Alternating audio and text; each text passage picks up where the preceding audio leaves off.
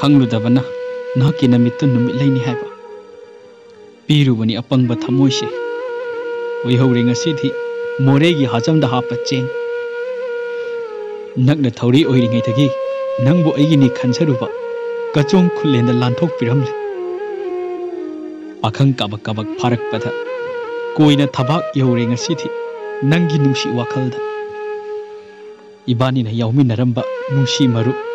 ngasithi कायरेदो इनेबे Maulana चेनखिबदा